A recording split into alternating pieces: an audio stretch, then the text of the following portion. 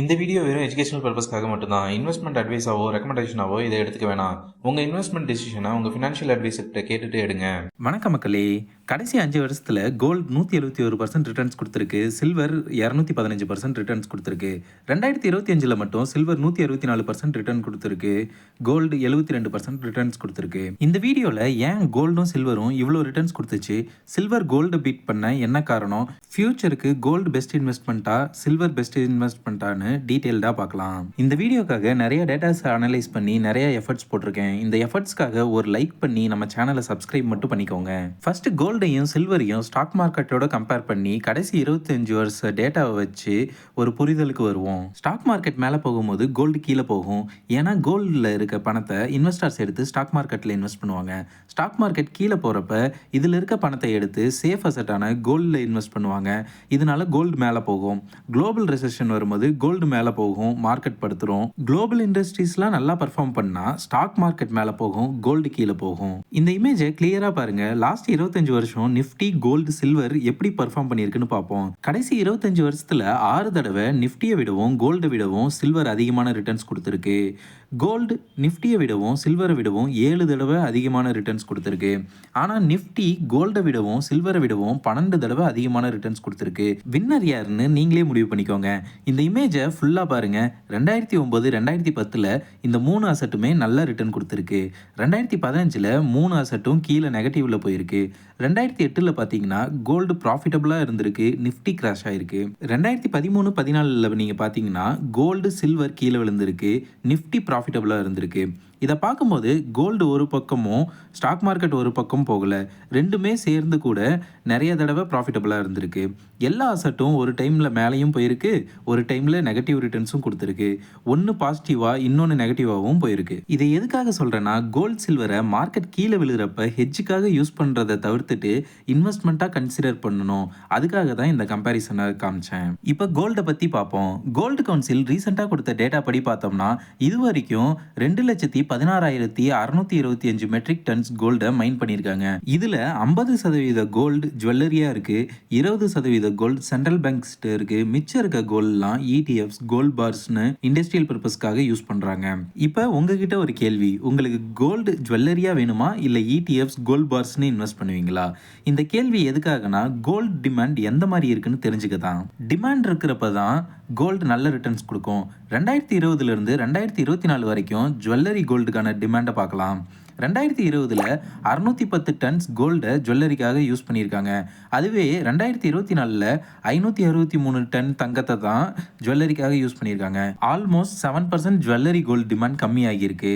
அந்த 7% எங்கே போச்சு? இதுவே ETF கோல்டுக்கான டிமாண்ட் பார்த்தீங்கன்னா 2020 7,949 கோடி இன்வெஸ்ட் பண்ணியிருந்தாங்க. ஆனால் 2025 ETF கோல்டில் 1 லட்சம் கோடியை தாண்டி இருக்கு. ஆல்மோஸ்ட் 14 மடங்கு ETFஸ்க்கான டிமாண்ட் அதிகமாயிருக்கு. கோல்டு பார்ஸ், கோல்டு காயின்ஸ்க்கான டிமாண்ட் கூட அதிகமாயிருக்கு.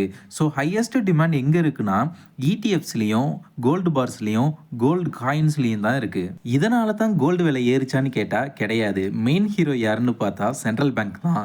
2022 1082 டன்ஸ் வாங்கியிருக்காங்க. 2023 1037 டன்ஸ் வாங்கியிருக்காங்க.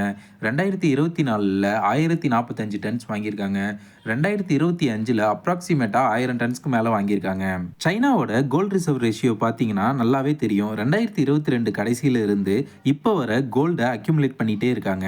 2020, 2021 டைமில் காமாக இருந்த சைனா ஏன் அக்ரெசிவாக பை பண்ண ஆரம்பித்தாங்க? யூஎஸ்க்கு ரஷ்யாவோட நடந்த பிரச்சனையால் டாலர்ஸை நம்ப முடியாதுன்னு தெரிஞ்சுக்கிட்ட சைனா கோல்டை வாங்க ஆரம்பிச்சிட்டாங்க. நம்ம எல்லாருக்கும் தெரியும் கோல்டோட சப்ளை லிமிட்டட் தானு.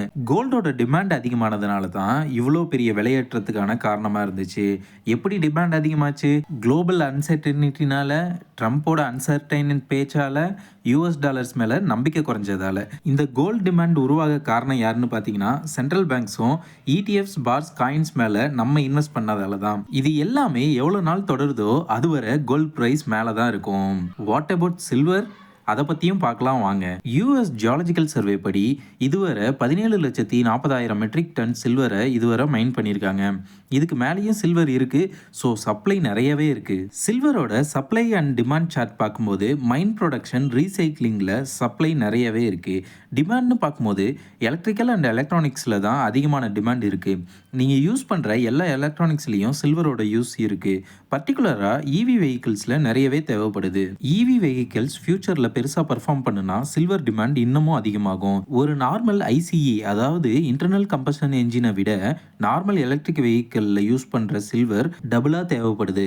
சாம்சங் லாஸ்ட் இயரில் ரிலீஸ் பண்ண ஒரு ஆர்டிக்கலை பார்த்தா இவி பேட்டரிக்கு 9 நிமிஷம் சார்ஜ் பண்ணாலே 900 கிலோமீட்டருக்கு மேலே ட்ராவல் பண்ணலான்னு சொல்லியிருந்தாங்க. அந்த பேட்டரியை உருவாக்க முக்கியமான காம்பனன்ட் எதுனா சில்வர் தான்.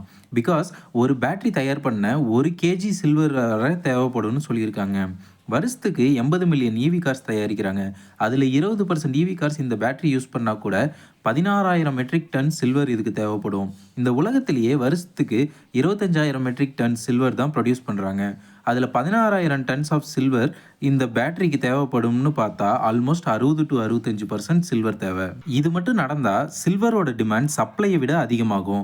டிமாண்ட் அதிகமானா சில்வர் ரேட்டும் அதிகமாகும். இதனால தான் சில்வர் ப்ரைஸ் ரொம்பவே அதிகமாக இருக்குது ஷார்ட் பீரியடில். இது ஈவினால் மட்டும் இல்லை, solar panels, biopharma, 5G technology, electronics, automotive, டிஃபென்ஸ்னு சொல்லிட்டு நிறைய இண்டஸ்ட்ரீஸ்க்கு சில்வரோட யூஸ் தேவை இருக்குது. குறிப்பிட்டு சொல்லப்போனால் 60% யூசேஜ் சில்வருக்கு இண்டஸ்ட்ரி ரிலேட்டடாக தான் இருக்குது. 20% தான் ஜுவல்லரி செக்மெண்ட்ல இருக்கு. இதனால தான் சில்வரை இண்டஸ்ட்ரி மெட்டல்னு சொல்றாங்க. இப்போ உங்களுக்கு கோல்டுக்கும் சில்வருக்கும் இருக்கக்கூடிய சப்ளை அண்ட் டிமாண்ட்ஸ் தெளிவா புரிஞ்சிருக்கும்னு நினைக்கிறேன்.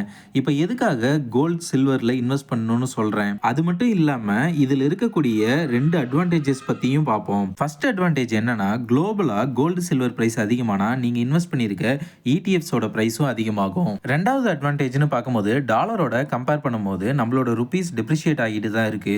இதை கூட ஒரு அட்வான்டேஜா எடுத்துக்கலாம். உதாரணத்துக்கு குளோபலாக 1 அவுன்ஸ் கோல்டுங்கிறது 31 கிராம்ஸ் இருக்கும். ப்ரெசண்ட்டாக 1 அவுன்ஸ் கோல்டு ப்ரைஸ் $4,000 இருக்குது. ஒரு வருஷத்துக்கு அப்புறம் அது $4,500 போனால் ஆல்மோஸ்ட் ஒரு 14% இன்க்ரீஸ் ஆகுதுன்னு வச்சுப்போம். இப்போ $1 89 ரூபாயில் இருக்குது. அது ஃபியூச்சரில் $1 99 ரூபாய் ஆச்சுன்னா ஆல்மோஸ்ட் டாலர் டேர்ம்ஸில் 6% ரைஸ் ஆகியிருக்கும். 14% இன்க்ரீஸ் ஆன கோல்ட் ப்ரைஸ் டாலர் டேர்ம்ஸில் 6% சேர்த்து ஆல்மோஸ்ட் 20% உங்களுக்கு ரிட்டர்ன்ஸ் வர பாசிபிலிட்டி இருக்குது. ஸோ கோல்டு சில்வரில் இன்வெஸ்ட் பண்ணுறது சரியாக இருக்கும்னு நான் நினைக்கிறேன். இதை பற்றி நீங்கள் என்ன நினைக்கிறீங்கன்னு கமெண்ட்டில் சொல்லுங்கள். இப்போதைக்கு கோல்டும் சில்வரும் பீக்கில் இருக்குது. ஸோ பார்த்து கேர்ஃபுல்லாக இன்வெஸ்ட் பண்ணுங்கள். இந்த வீடியோக்காக நிறைய டேட்டாஸ் எடுத்து அனலைஸ் பண்ணி நிறைய எஃபர்ட்ஸ் போட்டிருக்கேன். இந்த எஃபர்ட்ஸ்க்காக ஒரு லைக் பண்ணி நம்ம சேனலை சப்ஸ்கிரைப் பண்ணிக்கோங்க. நன்றி மக்களே. இந்த வீடியோ எஜுகேஷனல் பர்பஸ்க்காக மட்டும்தான், ஸ்டாக் ரெக்கமெண்டேஷன்ஸ் கிடையாது. நீங்கள் இன்வெஸ்ட் பண்ணணும்னு நினச்சிங்கன்னா உங்கள் ஃபினான்ஷியல் அட்வைசரை கேட்டுட்டு இன்வெஸ்ட் பண்ணுங்கள். இந்த வீடியோ இன்ஃபர்மேட்டிவாக இருக்குன்னு ஃபீல் பண்ணிங்கன்னா இந்த வீடியோக்கு லைக் பண்ணிக்கோங்க. மறக்காமல் நம்ம சேனலுக்கு சப்ஸ்கிரைப் பண்ணிக்கோங்க. மறுபடியும் ஒரு அனாலிசிஸ் வீடியோவில் வந்து உங்களை மீட் பண்ணுறேன். அன்டில் தென் பை ஃப்ரம் பங்குச்சந்தை பட்டதாரி.